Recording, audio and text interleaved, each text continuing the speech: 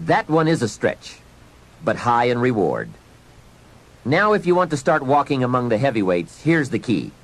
Don't start the year until you have it finished. I don't want to kid you. This one is difficult. It's reserved for those few who do and become the superstars in accomplishment, enterprise, wealth, influence, and lifestyle. It's a high road of sophisticated disciplines, but I'm positive you will like the view and the taste and the company. A game plan is merely a spreadsheet for your activities. It can be a game plan for a day, a week, a month, a year, several months, or several years. And a game plan can be for a single project or for a variety of concurrent projects. Here's how it works. On a sheet of graph paper, you make vertical columns for the weeks or months that this plan is to cover. Then, on the left side of the paper, you make a heading called Activities. Under this heading, you list all of the activities to be performed within that time frame. Let's say that part of your business requires providing ongoing training programs for your employees. Under the column marked Activities, you merely list the various training programs you wish to conduct for the next 12 months. Then under the vertical columns for each month, you block off particular periods of time for these training classes. Game plans can be used to help you plan almost any aspect of your business or enterprise. They can also be used to help you organize all areas of your life, from investment plans to reading plans. Game plans are particularly useful when it comes to scheduling family time, vacations, special weekends and trips, and so forth. Everyone who is important to you wants to see where he or she is on your game plan, especially if your business often requires you to spend a lot of time away from home. And remember, there's nothing like a visual plan. It's so much more effective to be able to show members of your family where they are on your game plan, as opposed to merely telling them in conversation. Now, a game plan can be as detailed as you wish, and please be forewarned now that you are probably going to tear up several before you get what you want. This is something you have to work with. Every game plan must be tailored to fit a particular need. The chart you use for your personal plans may not necessarily be suitable as a chart for your business plans. Here is another key benefit of using game plans. If you have your plan in your projects book or up on a wall somewhere, it serves as a constant reminder to get busy on all the activities you have scheduled. Or, if there are a lot of blank holes beside the activities you have listed, your plan reminds you to get busy scheduling them. Now you might well ask, doesn't a calendar do the same thing? Not really. Many of the events on your game plan will be on your calendar, but here are the major differences. First, the visual reminder of the spreadsheet and the list of activities on the left that have no corresponding time assigned to them on the right serve to remind you of what is not yet done. A calendar just won't give you that kind of information. And second, it is so important to take a look at 3 months, 6 months, 1 year at a time for highly effective planning. With a game plan, you can get a sense of the whole picture of the time frame and all of the important activities at one look. To effectively design something, you just have to have a picture of the whole finished project, complete, or as complete as possible. Game plans are both exciting and painful. Painful because of all the things you must get on with and plan, make up your mind about, or give serious thought to. And painful because they illustrate how far behind you are sometimes.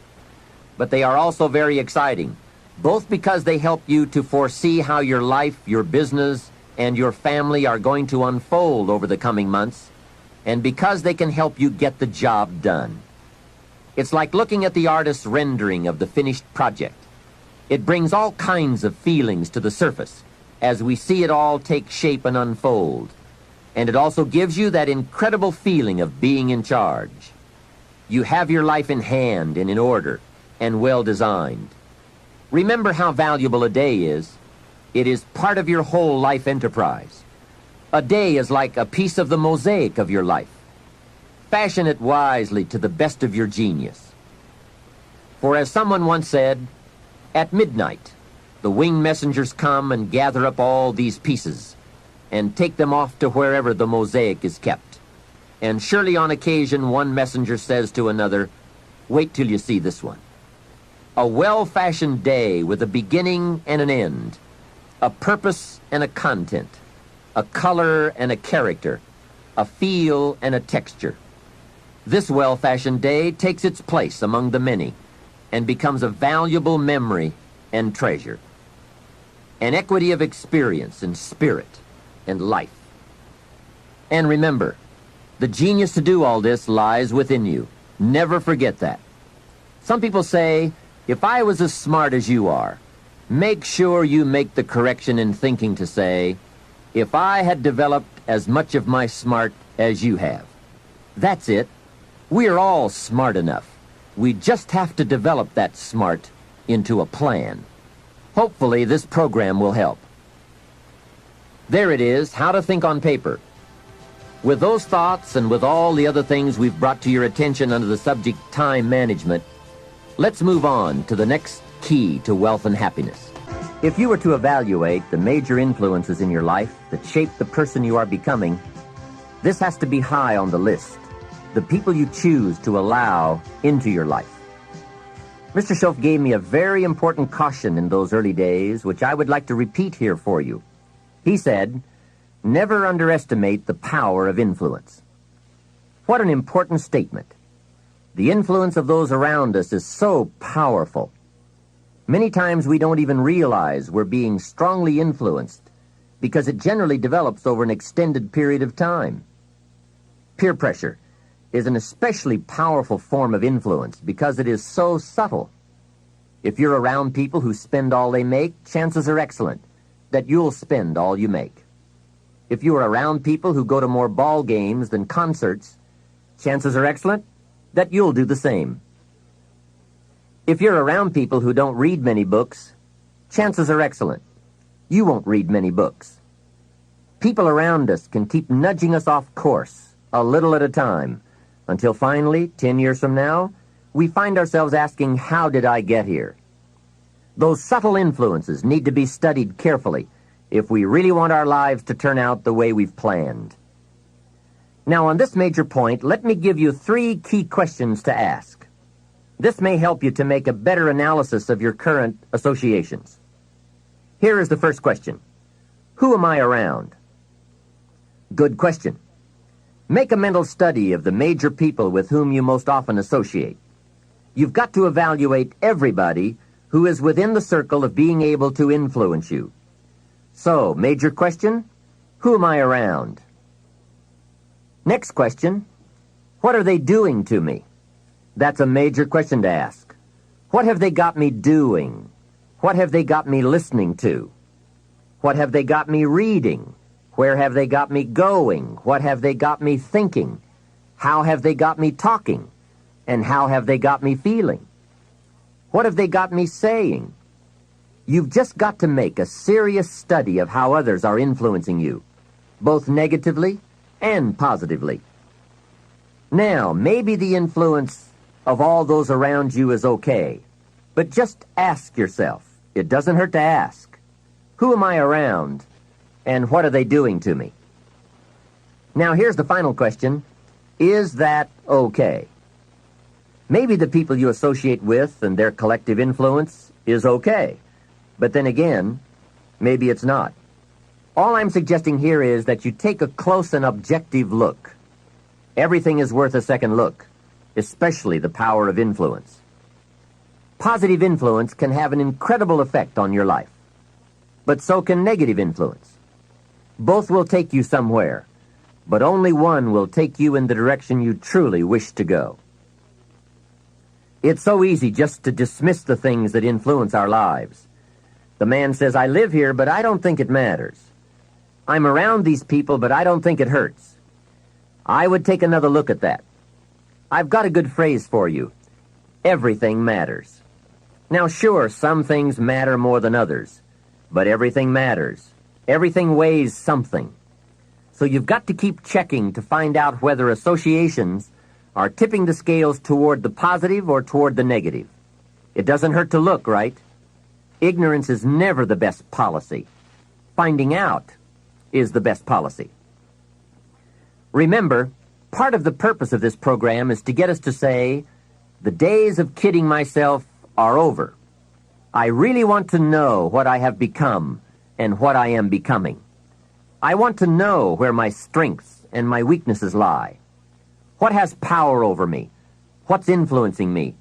What have I allowed to affect my life? Perhaps you've heard the story of the little bird. He had his wing over his eye and he was crying. The owl said to the little bird, "You're crying." "Yes," said the little bird, and he pulled his wing away from his eye. "Oh, I see," said the owl.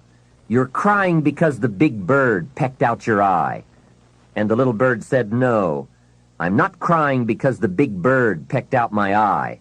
I'm crying because I let him." Hey, it's easy to let influences shape our lives, to let associations determine our direction, to let persuasions overwhelm us, to let tides take us, to let pressures make us. The big question is, are we letting ourselves become what we wish to become? In this most important subject of association, here are some actions you may want to take. First, disassociation. You may, after a study of those 3 questions, who am I around, what are they doing to me, and is that okay, you may come to the serious conclusion that there are some people you just have to break away from. I'm not saying that it's an easy step to take, and it's not to be taken lightly. However, I am saying it may be an essential task. You may just have to make that hard choice not to let certain negative influences affect you anymore. Remember, it could be a choice that saves the quality of your life.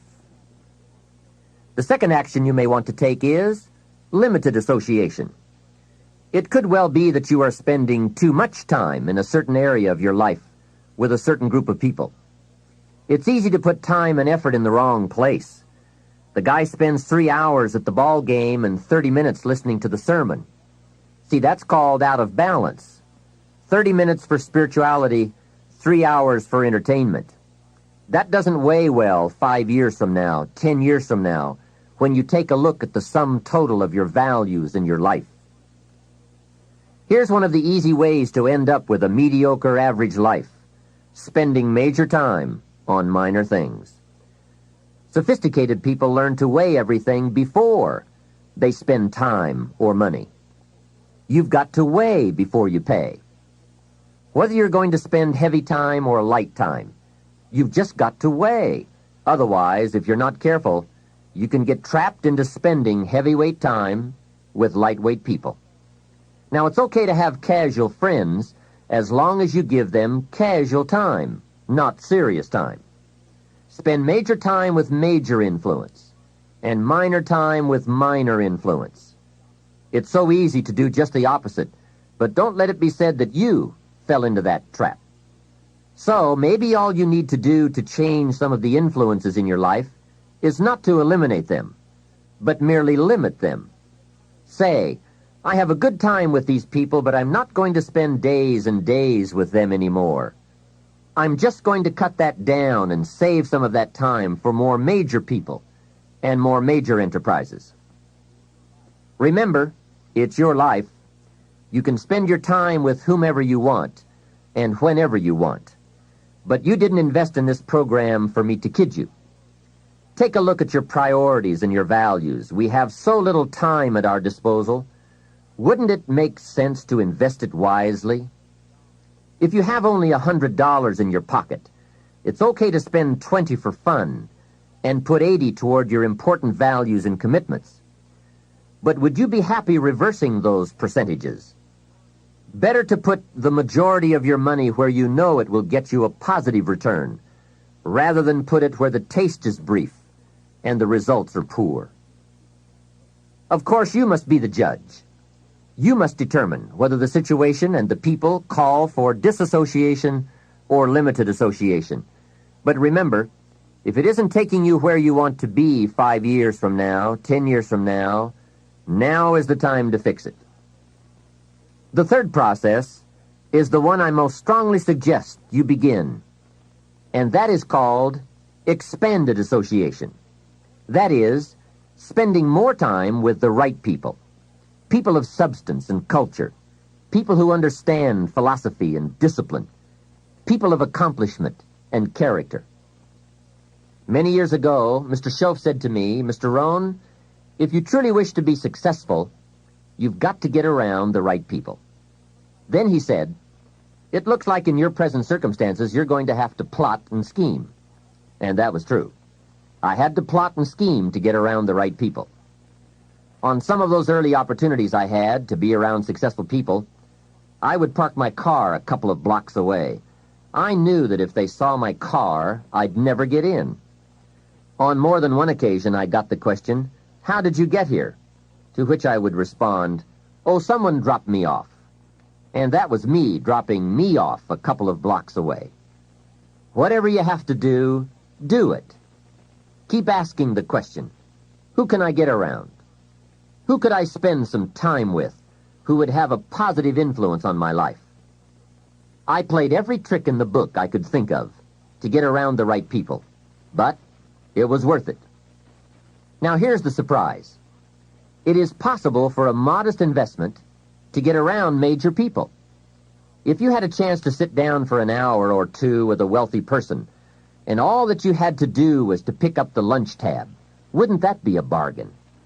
That person might drop an idea on you that could change your life. For a lunch tab.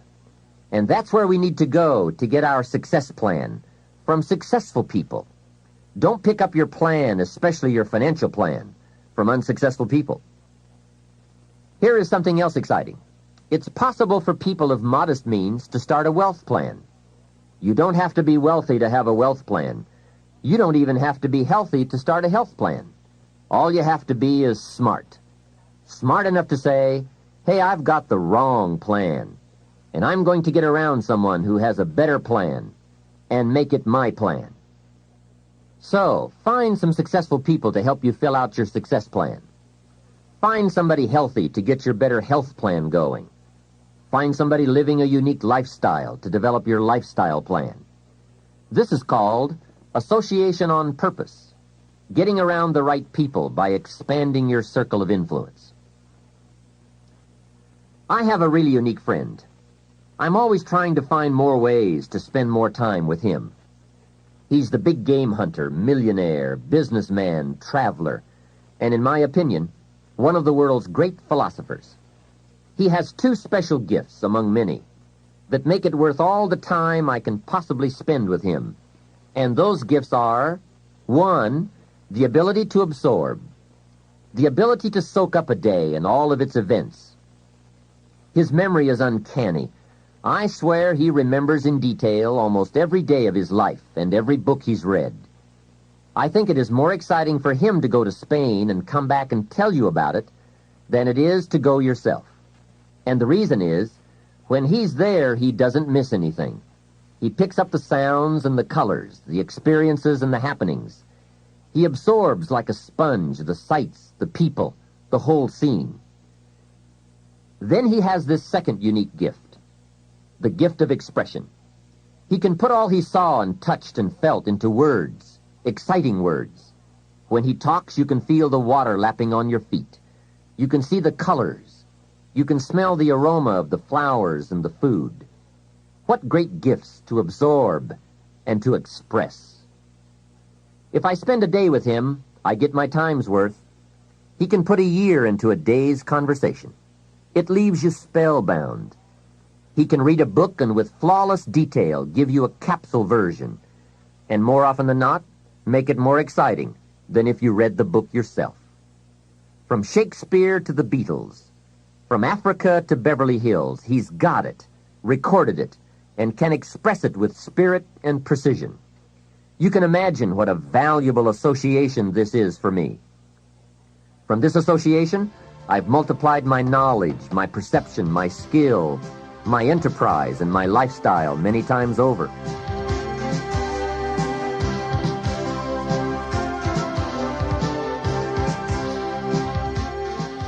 Here's another good question for you. Where do you go for your intellectual feast? Where do you go? Pity the man who has a favorite restaurant, but not a favorite thinker. He's picked out a favorite place to feed his body, but he doesn't have a favorite place to feed his mind. One way to associate with people of influence is through their writings, books, cassette tapes, whatever you can pick up.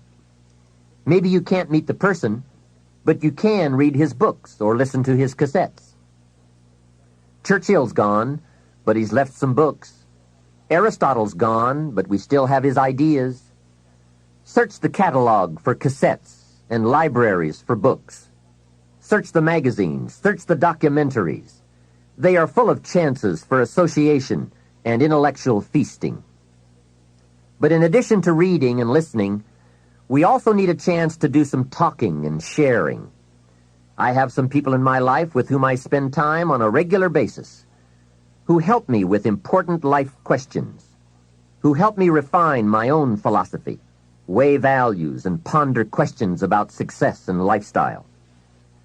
We all need associations with people of substance to provide influence concerning major issues: society, money, enterprise, family, government, love, friendship, culture, taste, opportunity, community.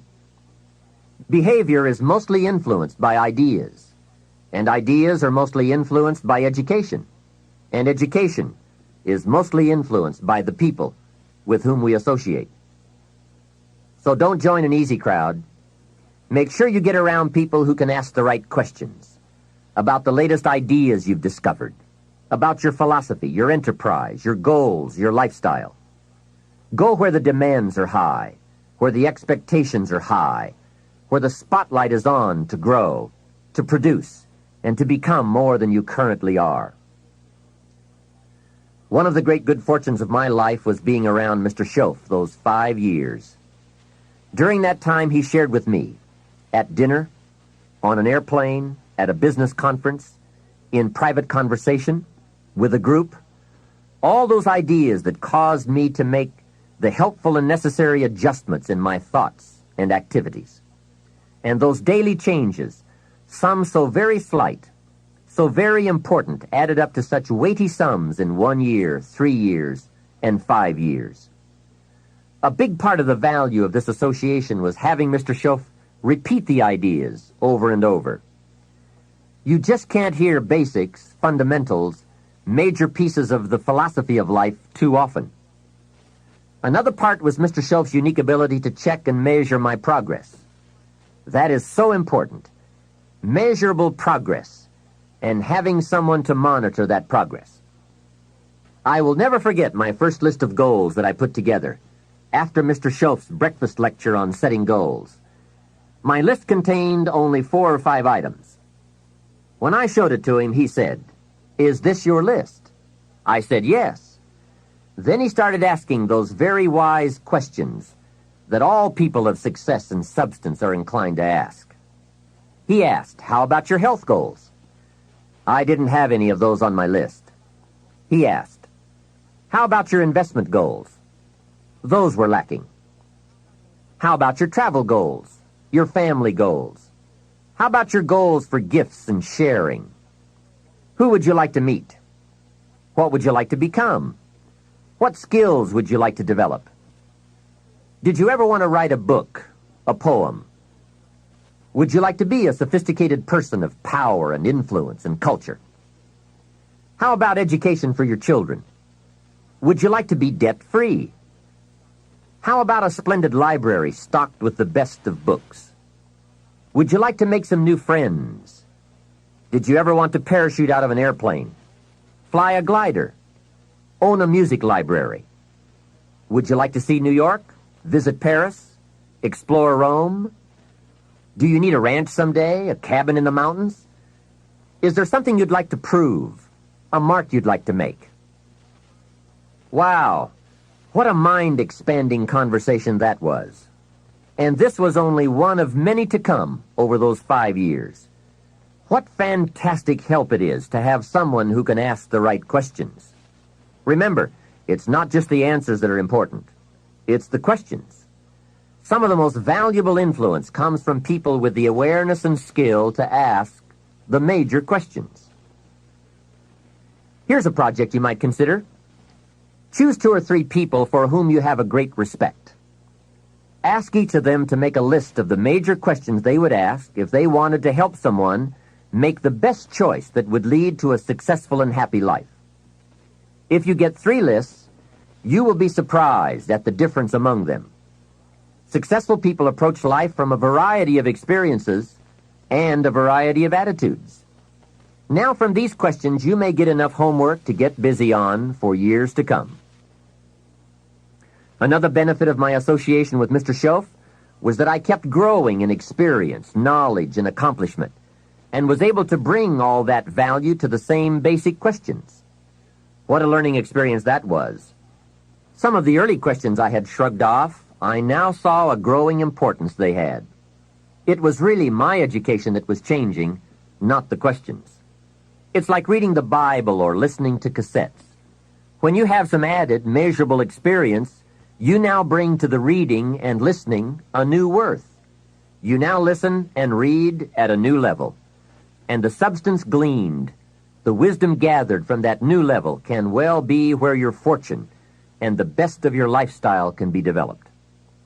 One more thought, and that is, strive to become the kind of person that people of quality and substance would want to be associated with. Become a person of skillful language, positive attitude, well-read and well-disciplined, a person of culture and intelligence. You will be uniquely rewarded by this reputation, drawing exciting people to you. Remember, to attract valuable people, you must be attractive. Association is truly one of the 7 fundamentals to your future wealth and happiness. It has such a major effect on how your life works out. Constantly be aware of the power of influence. Continually weigh your time and your associations and put them to better work for you. Of all the parts of our life we want to work well, perhaps the most important is lifestyle. Mr. Schoaf gave me one of his strongest concepts when he said, "Don't just learn how to earn, learn how to live." And that's what lifestyle is all about, learning how to live.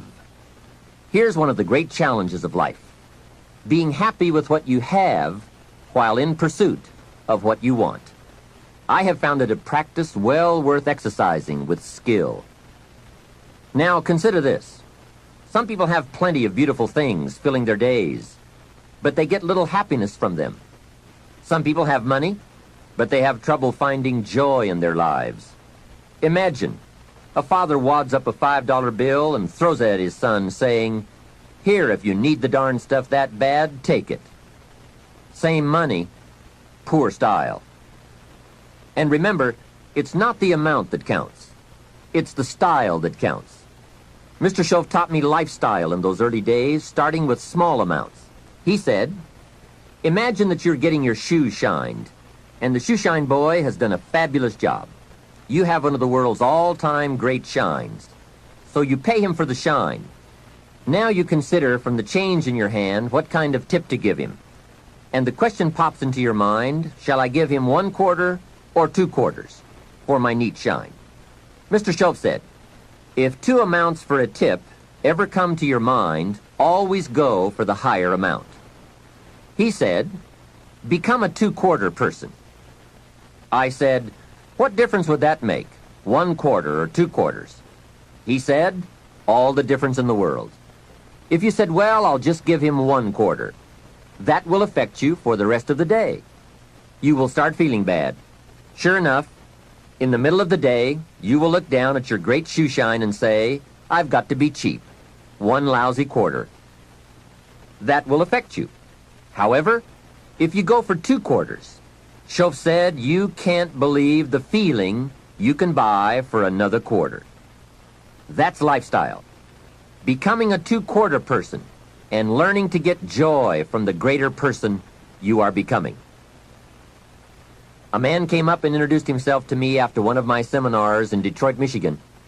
And he said, Mr. Rohn, you got to me tonight. I've decided to change my whole life. I said, fantastic. He said, you will hear about it someday. I said, I don't doubt that. Sure enough, A few months later, I was back in Detroit for another lecture, and this same man walked up and said, "Mr. Rohn, do you remember me?" I said, "I do. You are the man who said he was going to change his life."